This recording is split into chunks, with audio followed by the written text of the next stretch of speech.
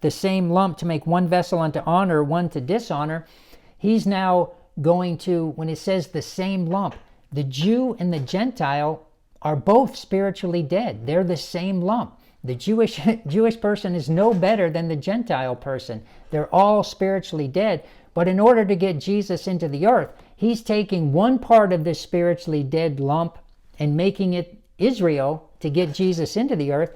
And he's using the other part of the same lump to be all the Gentile nations that God is not choosing to have Jesus come through. But all while this is going on, the message of salvation in their generation is to Jew and Gentile. Again, Rahab in Jericho is the greatest example of this. God says, go into Jericho, they're under judgment, kill everything that breathes, but yet Rahab bows her knee and she was saved. So there was a salvation message going out. The other people didn't believe it. So of the same lump, he's making one part of this lump the Jewish people, and he's making the other lump the Gentile people. But all the while, the Jewish person and the Gentile person it's their free will to choose to accept salvation or not.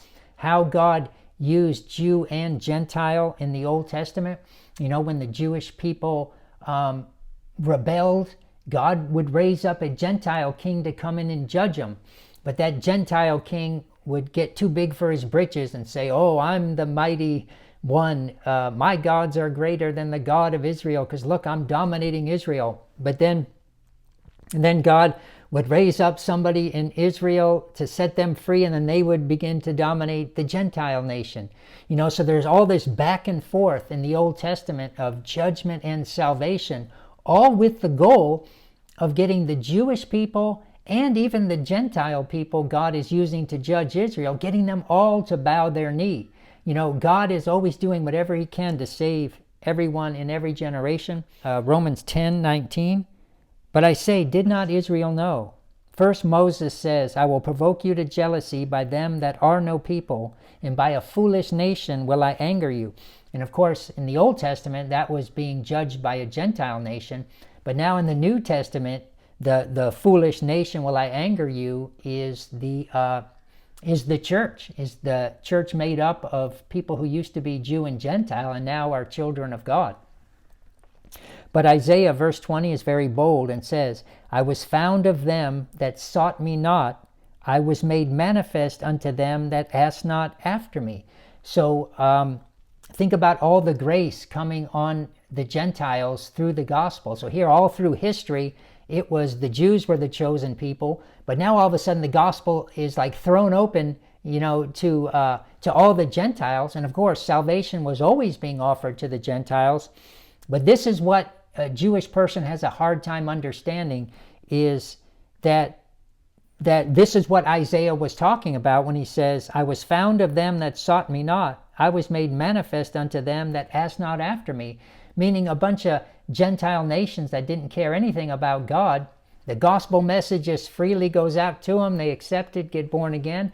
And of course, even in their generation, they were free to bow their knee. But verse 21, but to Israel, he says, all day long I have stretched forth my hands unto a disobedient and gainsaying people. And what's interesting about 20 and 21 is you put them together and they're really equal. The same way God wants to save a Gentile who just doesn't even care about God, he's also wants to save the Jewish person who, and he's using it as an example of giving them the law. They're disobedient, they can't keep the law, they're rebellious people. Well, look, they're sinners just like the Gentiles are. But when he says, all day long I've stretched forth my hand to a disobedient and gainsaying people, talking about giving the Jews the law, well, that makes the Jews, in their gainsaying and disobedience, that they become just like the Gentiles who don't care about God and ask not after him. In other words, they really are equal. Again, the Jew and Gentile, they're made of the same lump.